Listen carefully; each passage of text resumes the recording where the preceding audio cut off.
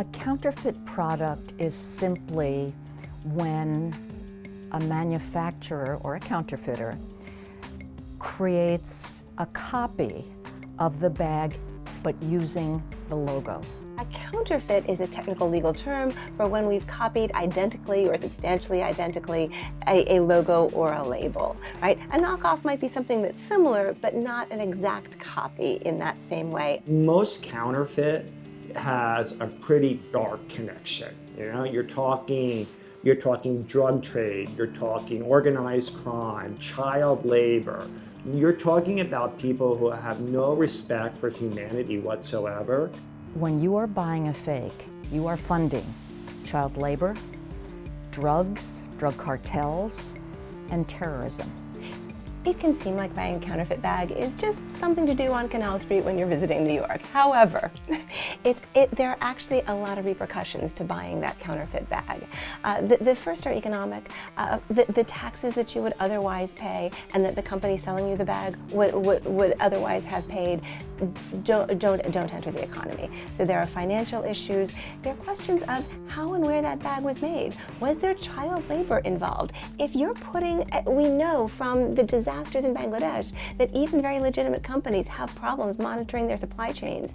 If you're putting somebody else's name on the bag, if you're not even putting your own name on an item and standing behind it, how much less likely are you to pay attention to the conditions of the workers? I think there's the assumption that the products they're just, you know, it's more frivolous, but in reality, a lot of the counterfeiting can fund other activities.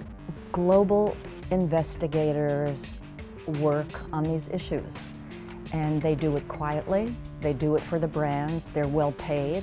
It's around the globe, certainly in China. But as I said earlier, if there are raids on 6 factories in China, they open up a week later in perhaps a different location. While there's a lot being done, unless consumers understand what they are funding, this is going to continue and the demand will continue. The problem is a lot of these counterfeiters can start new websites, they can easily register new domains. Consumers need to be much more proactive when buying anything online.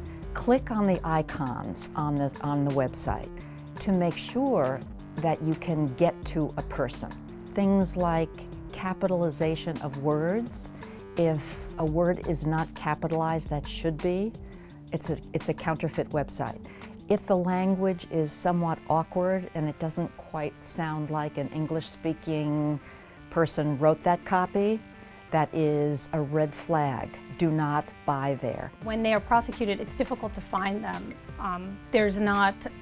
It's not like there's someone sitting in a dark basement somewhere selling counterfeits. These people are all over the place, and to be able to find them and prosecute them, it's very difficult for the courts. The NYPD has a very important trademark infringement bureau, and I work closely with several of their police executives on these issues. And they have done a phenomenal job in taking down manufacturing sites in the 5 boroughs of Manhattan. And over the past probably 2.5 years, they have closed 18 manufacturing sites. The movement to prosecute third parties is something that really started to develop, because those are the people that the courts can hold accountable. A lot of those companies are registered in the US. In France, if you purchase a counterfeit, you can go to jail and you will be fined up to 300,000 euro. There is protection in Europe. We're the only country that doesn't have that protection. Okay, fine. But with counterfeiting, it's not only illegal to sell it, it's illegal to own it. So if you're walking in the streets of Paris and you're carrying a fake Vuitton bag, you're breaking the law. Harper's Bazaar covered counterfeiting and the counterfeit industry for 8 years. The coverage was really to open consumers' and readers' eyes. Everyone said the same thing, maybe using different words, but it was as simple as this: I had no idea. The tragedy, in my eyes, is that the major brands spend millions of dollars every year on anti-counterfeiting global investigators. They spend it on intellectual property law firms and retainers and so on. They do not spend 5 cents on consumer education. It was actually Diane von Furstenberg who came up with the tag, "You can't fake fashion." And what's so brilliant about that is when you carry a bag, you can't fake it. You know, you can see a real bag versus the different bags. So in this instance, you know, it's right there, printed out for you, spelled out for you. We enlisted the membership to each take one bag and personalize it, customize it, make it unique to themselves, to their brand. And it was a great way to just celebrate originality and also to create buzz and awareness. But when you're looking at the real item and at counterfeits and knockoffs, one of your questions is, of course, how do I tell the difference? Well, your first item of business is to do your homework and take a good look at the original if you can. Another thing to do is to make sure you observe not only with your eyes but with your fingertips, because most fakes are designed not to fool your fingers or your other senses, but to fool your eyes. So leather actually feels dry if you run your fingers down it, whereas pleather, in the case of this knockoff, or this counterfeit actually, is going to feel a little bit slippery or oily. We do have double C's on both of the bags, but one set of double C's is crooked. We have quilting in both cases, but the quilting is less perfect. The structure of the bag itself, the original has a solid structure that will hold its shape. The knockoff is kind of collapsing, even though it's actually never been used. I suspect that this knockoff was made from a photograph of the original, not from having seen the original or even from seeing a three-dimensional copy, because the inside is the wrong color and the back is not a copy, right? The back does not have the same pocket. If you start to look more closely at the counterfeit, you'll see things like loose stitching, right? You won't see that on a Chanel original. You may remember the Goyard bags that are available in, among other places, Bergdorf's Customizable, popular a number of years ago. The classic totes often come with a little change purse attached, and of course the Goyard tags. Even got the price tag on this one, so this bag is going to retail for over $1,000. This is our good one. This is our original. So we've got the good, we've got the bad, which I'll show you in a moment, and we've got the ugly, right? Here, they couldn't even get the name right. It's not, we've got Goyard instead of Goyard. Here too, though, is a case where you have to start looking at the details to know the difference. On this correctly spelled counterfeit, if we look at the details, we do have the name spelled correctly. We have the same stitching, although the materials aren't of the same quality. We can take a look at the canvas, the coated canvas, and look at the inside and see that we've got a much finer canvas on the original than we do on the copy. Looks like we even have a little bit of dye having rubbed off on the inside on this one, but we still have our little change purse. Although in this case, the change purse on the snap does not have the logo. Our poor little Goyard example is just a disaster overall. It's close, right? It's close in dimensions, but not quite the same in dimensions as the better counterfeit was. It does have a change purse, again, without the logo, but even the logo as incorporated into the printed pattern is in fact misspelled. You will notice that the reds are different. The red of the original is dark and rich. The reds on the counterfeits are lighter. When the counterfeits were originally purchased a couple of years ago, they were closer to the original red. So they haven't lasted as well, they haven't oxidized as well, even though they've been kept in the dark, which is also interesting. Then again, if you didn't have them side by side, you wouldn't necessarily know the difference. So this fake can be especially hard to spot. This is the Louis Vuitton Speedy, the world-famous Speedy bag. This is the real Speedy bag, and let me show you the difference. First of all, the Speedy is made with one piece of coated canvas.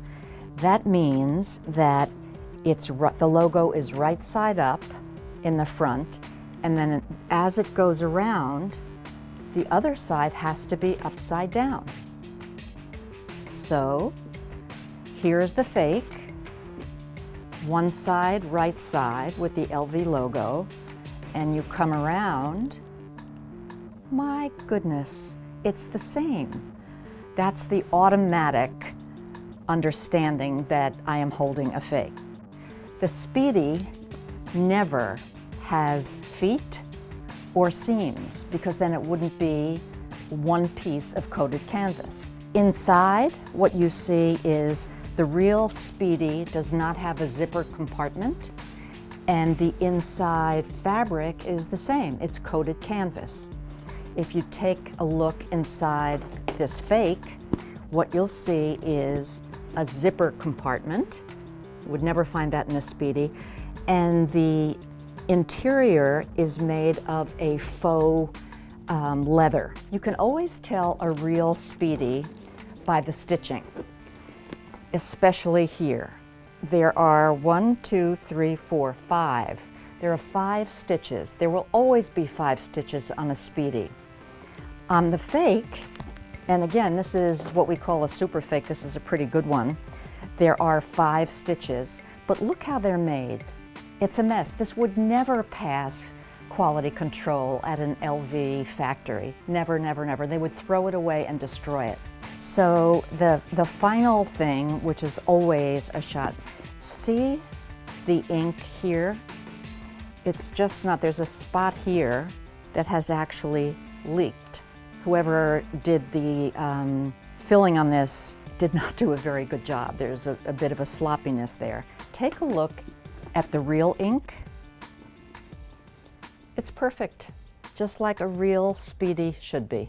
Another example of a popular bag from a few years ago was the collaboration that Marc Jacobs did with Takashi Murakami. If you open the bag, and this one is the real one, and look inside to ask yourself where it was made, to look for the made in label, what it reads is Louis Vuitton Paris, made in Spain. And then you open this one, which happens to be a counterfeit, and it says Louis Vuitton Paris, made in France. Well, of course, Louis Vuitton is a French company, and so you might immediately assume that this was, in fact, that this was the original and this was the counterfeit. You'd have it backwards because this particular line was manufactured in Spain. Some people are fooled by things like this counterfeit having a label on it, a label that actually has the Vuitton logo and says Vuitton and is even stamped with a number. If you were to buy this bag or this pochette in a store, it wouldn't have this label. If you look closely at the counterfeits, you'll see that the quality of the pink over the brown is not quite as opaque, so you see some of the brown coming through. And on this counterfeit, you'll see even things like the fact that the counterfeiter had never learned how to color within the lines. So we see that the pink coming outside the edge of the flower, the rim of the flower, in a way that it shouldn't. In order to get all of these counterfeits through customs, counterfeiters have engaged in a range of strategies, including mislabeling shipments, ramen noodles, for example, or creating fabric covers for handbags that can be then easily ripped off later, or this example, which takes us back to the Cambon bags. We have our Chanel C's, and we have a design that echoes a lot of the elements of the Cambon bag, our quilting, our corner, our metal rivets through which the pleather, in this case, straps are threaded. But instead of the classic Chanel logo, we have something that looks a little more like Pac-Man. But if you come a little closer, you realize that the double C portion is stitched down, but this little bit in the middle is left loose. So you can bring it through customs. It doesn't quite look like Chanel, and so in theory a customs agent might miss it, and then you could snip it off later and have your double C's. So Christian Louboutin's red soles are instantly recognizable everywhere in the world, and they're also trademarked in many jurisdictions, including the United States. He always uses the same shade of red. Yves Saint Laurent decided to do a shoe that was monochromatic, and they did a number of monochromatic shoes that season. So Louboutin decided to sue Yves Saint Laurent, the company then known as Yves Saint Laurent, now just Saint Laurent, for making this shoe and a number of others like it, like the classic Tribute, right? So this shoe is actually a difficult call. It's a generic shape. The shade of red is slightly different, but not very different if you weren't seeing them next to one another, so there might be some confusion. This would boggle the mind of the consumer. You've got red soles, and to go along with the red uppers, but you have a shape that is classic Yves Saint Laurent. The tribute. So the question of whether or not these could be used on this shoe was something that the court had to decide.